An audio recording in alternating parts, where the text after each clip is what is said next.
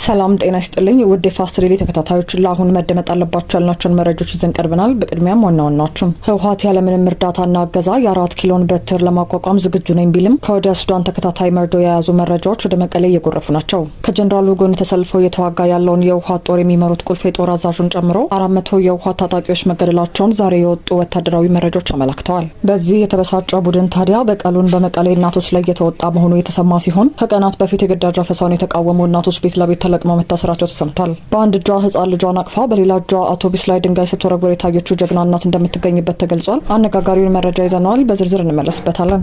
በሌላ መረጃ አዳዲስ ታንኮችና መድፎች በሀገር ውስጥ አማጺው መታየቱ አግራሞትን ፈጥሯል። አዳዲሶቹን መሳሪያዎች በእጅ ያስገባው ቡድንም ከተማዋን መቆጣጠሩ ተነግሯል። ይህ የሆነው መከላከያ በወጣበትና የመከላከያ ሰራዊት አጋር ኃይሎች በነበሩበት ወቅት መሆኑ ተገልጿል። እንመለከተዋለን። ካይሮ ከአዲስ አበባ አኩርፋ ተመልሳለች። ግብጽና ኢትዮጵያ ፊት ለፊት ተገናኝተው በመከሩበት አንድ ወሳኝ ቀጠናዊ ጉዳይ ላይ ሳይስማሙ መቅረታቸው ተሰምቷል። ጉዳዩ የቀጣይ ዘመን የቀጠናው የኃይል ሚዛን ወሳኝና ስትራቴጂካዊ የስበት ማዕከል የመሆን እድል የሚወስነው ጥብቅ አጀንዳ መሆኑም ተነግሯል። ላይክና ሼር እያደረጋችሁ አብራችሁ እንድትቆዩ እየጋበዝን ወደ ዝርዝሮቹ ተሻገርን።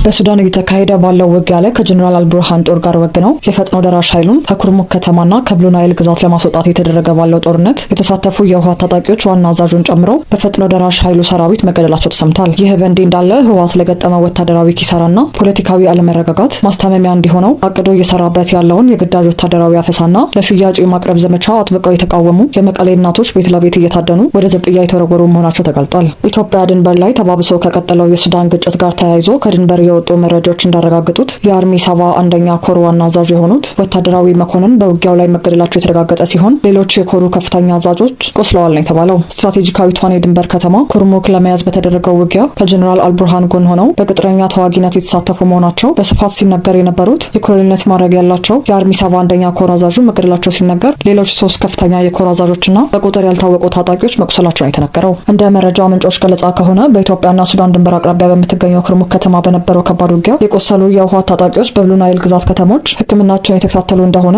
ዛሬ የወጡ መረጃዎች ይገልጻሉ። ሰሞኑ ውጊያ ላይ የነበሩ ታጣቂዎች ሕክምና ላይ ቢሆኑም ከፍተኛ ጉዳት የደረሰባቸው አዲስ ተጨማሪ የህወሓት ታጣቂዎች ወደ ደማዜንና ሲና ቀጠና እየተላኩ መሆኑን መረጃዎች ገልጸዋል። በተለይ ከባድ የአካል ጉዳት የደረሰባቸው ታጣቂዎች ደማዜን ወደሚገኘው ሕክምና ማዕከል ገብተው ሕክምና ላይ እንደሚገኙ የገለጹት የመረጃ ምንጮች ከዚህ ቀደም ከአልቡርሃን ጎን ሆነው ሲዋጉ ከነበሩ የህወሓት ታጣቂዎች መካከል 400 የሚሆኑ ታጣቂዎች ሲንጃ ተብለው በሚጠራው ቦታ ማለቃቸውን በማስታወስ ጦርነቱ ህወሓትን ክፉኛ ዋጋ እያስከፈለና የበርካታ ኢትዮጵያውያን ወጣቶችን ህይወት እየቀጠፈ መሆኑን ገልጸዋል። የመረጃ ምንጮች እንደሚሉት ከሆነ ከአንድ ዓመት በፊት ካርቱም ከተማን ለመያዝ በተደረገ እልህ አስጨራሽ ግብግብ ላይ ተሳታፊ ከነበሩ የህወሓት ታጣቂዎች መካከል ልዩ ስሙ ሲንጃ ተብሎ በሚጠራ ቦታ ከ400 በላይ የህወሓት ታጣቂዎች የተገደሉ ሲሆን በዚሁ ጦርነት የተደመሰሱ የህወሓት ታጣቂዎች በስፍራው የጅምላ ቀብር ስነስርዓት እንደተፈጸመላቸው አክለው ገልጸዋል። ይህ በእንዲህ እንዳለ ህወሓት አሁንም ተጨማሪ ኃይሎች ወደ ውጊያው እንዲቀላቀሉ እያደረገ መሆኑ የተሰማ ሲሆን የአርሚ 13ና የአርሚ 70 አባላት ወደ ኩርሙክ ግንባር ተጨማሪ ወታደራዊ ዘመቻ ለማድረግ ከአልቡርሃን ጎን ሆነው የተንቀሳቀሱ መሆኑን የገለጹት የመረጃ ምንጮች ቀደም ብሎ ወደ ቀጠናው ገብተው የነበሩ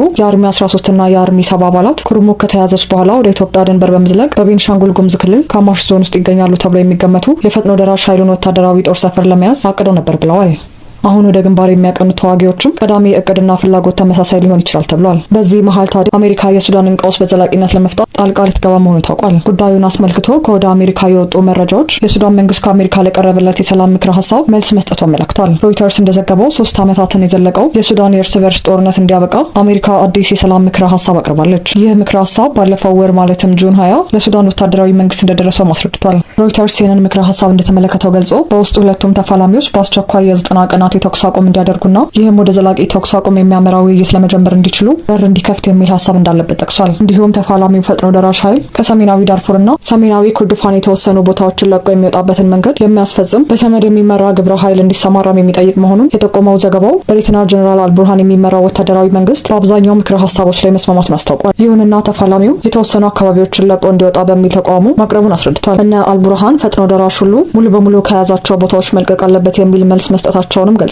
የአሜሪካ መንግስት በዚህ ምክረ ሀሳቡ በሀገሪቱ ውስጥ አንድ የጦር ኃይል ብቻ እንዲኖርና ቢዲአር እንዲፈጽም የሚያስቀመጠ መሆኑን የጠቀሰው ዘገባው እንዲሁም ሙስሊም ብራዘር ሁድንና ሚሊሻዎችን የማያካትት በሲቪል የሚመራ መንግስት ሽግግር እንዲኖር የሚጠይቅ መሆኑን አስረድቷል። በሌላ በኩል የተፋላሚው ፈጥኖ ደራሽ ኃይል ከፍተኛ አመራር ለዜና አውታሩ በሰጡት መግለጫ የአሜሪካ አዲስ የሰላም ምክረ ሀሳብ እንደደረሳቸው ገልጸው በምክረ ሀሳቡ በጽሁፍ መልስ መስጠታቸውን አሳውቀዋል። ምላሹ ምን እንደሆነ ግን ከመናገር ተቆጥበዋል። ይህ በእንዲህ እንዳለ የሱዳን መከላከያ ሰራዊት አጋር የሆኑ ወደ ቻድ ድንበር ማፈግፈጋቸውን ተከትለው ፈጥኖ ደራሽ ኃይሉ በምዕራብ ዳርፉር የምትገኘውን የኩሉስ ከተማን መቆጣጠሩ ተገልጿል። ኩሉስ ተብሎ የሚጠራው ከተማ ዛሬ አርኤስኤፍ የተቆጣጠረው የአልቡርሃን ጦር ለቆ ወደ ቻድ በማፈግፈጉ ነው። የጋራ ኃይሉ ከተማውን ነጻ ባወጣ በጥቂት ቀናት ውስጥ ፈጥኖ ደራሽ ኃይሉ ከአልጄኒያና ሰሜን ዳርፉር ከፍተኛ ቁጥር ያላቸው የጦር ተሽከርካሪዎችን በማንቀሳቀስ መጠነ ሰፊ ጥቃት በመሰንዘር ነው ዛሬ ከተማውን የተቆጣጠረው። ከባድ መሳሪያዎቻቸውን በመያዝ ወደ ቻድ ሲያፈገፍጉ፣ አርኤስኤፍ ደግሞ አዳዲስ ታንኮችንና መድፎችን በመያዝ ከተማዋን መልሶ ተቆጣጥሯል። በወንባሩና ቴኒካዎች የሚገኙ በሺዎች የሚቆጠሩ የአካባቢ ነዋሪዎች ንብረታቸው የተቃጠለባቸው፣ የውሃ ማከማቻቸው እየወደመባቸው ወደ ጎረቤት ቻድ እየተሰደዱ መሆናቸውንም ከአካባቢው የወጡ መረጃዎች ይገልጻሉ። ወደ ሌላ መረጃ ስናልፍ ህወሓት የአፈሳ ዘመቻውን የተቃወሙ እናቶችን ቤት ለቤት አድኖ እያሰረ መሆኑ ተሰምቷል። በትግራይ ክልል መዲና መቀሌ ከተማ ልጆቻችን ለውትድርና እየታፈሱ ነው በሚል የተቃወሙ እናቶች በጸጥታ ኃይሎች ተይዘው በመቀሌ ከተማ ሰሜን ፖሊስ ጣቢያ መታሰራቸውን መረጃዎች ጠቁመዋል። እናቶች በግዳጅ ወታደራዊ ምልመላ ላይ ተቃውሞ ካሰሙ በኋላ የተለያዩ ዛቻና ማስፈራሪያ ሲደርስባቸው የሰነበተ ቢሆንም ትናንትና ምሽት ጨለማን ተገን ያደረጉ የህወሓት ታጣቂዎች እነዚሁ እናቶችን ከየመኖሪያ ቤታቸው ወስደው ማሰራቸው ታውቋል። ከእስሩ ጋር ተያይዞ እናቶች የታሰሩበት የፖሊስ ጣቢያ ኃላፊዎች ታሳሪዎች ከቤተሰቦቻቸው ጋር እንዳይገናኙ ልብስና ምግብ እንዳይገባላቸው መከልከላቸውም ታውቋል። ከተያዙት እናቶች መካከል አንዷ ባለፈው ሳምንት በአንድ እጇ ህፃን ልጅ አቅፋ በሌላ እጇ ታዳጊ ልጇን ሊነጥቃት የተዘጋጀ አውቶቡስ ላይ ድንጋይ ስትወረወር ትታይ የነበረችው ትገኝበታለች ሲሉም የመረጃ ምንጮች አክለዋል። በአሁኑ ወቅት እስር ላይ የምትገኘው እናትና አብሯት የታሰረው ህፃን ልጇ ምግብና ሕክምና የሚያስፈልጋቸው ቢሆንም ፖሊስ ይህንን ከልክሏል ነው የተባለው።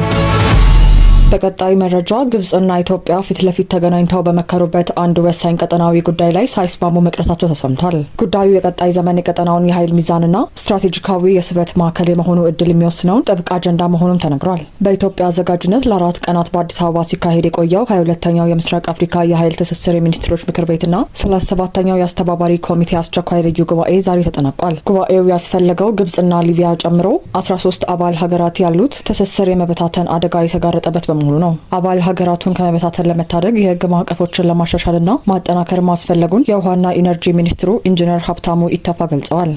በጉባኤው አዲስ የሚመሰረተው የኤሌክትሪክ ኃይል የገበያ ማዕከል ዋና መቀመጫውን ለመወሰን ውይይት ተደርጓል። በዚህ አጀንዳ ኢትዮጵያ ከድርጅቱ አባል ሀገራት ብቸኛ የኃይል አቅራቢ እንደመሆኗ ለ4 ቀናት በዘለቀው የትስስሩ የሚኒስትሮች ምክር ቤት ስብሰባ ከፍተኛ ሙግት ማካሄዱ ተገልጿል። በተለይም ከግብጽ ጋር የገበያ ማዕከሉ ኢትዮጵያ መሆን አለበት በሚለው ሀሳብ ከፍተኛ ሙግት መደረጉን ኢንጂነር ሀብታሙ ገልጸዋል። በዚህ ጉዳይ የግብጽ ተወካዮች ማዕከሉ ወደ ካይሮ ካልሆነ በሚል የያዙት አቋም ከኢትዮጵያ ጋር ከመግባባት ሳይደርሱበት ጉባኤው ተጠናቋል። የተወደዳችሁ የቻናላችን ቤተሰቦች ለአሁን ለእናንተ ይመጥናሉ ብታዳምጧቸው ታተርፉ በታላችሁ ብለን ያዝንላችሁ መረጃዎች እነዚህን ይመስሉ ነበር። በተመሳሳይ ሀገራዊና ቀጠናዊ ጉዳዮችን ይዘን እስከምንገናኝ ቸር ቆዩ።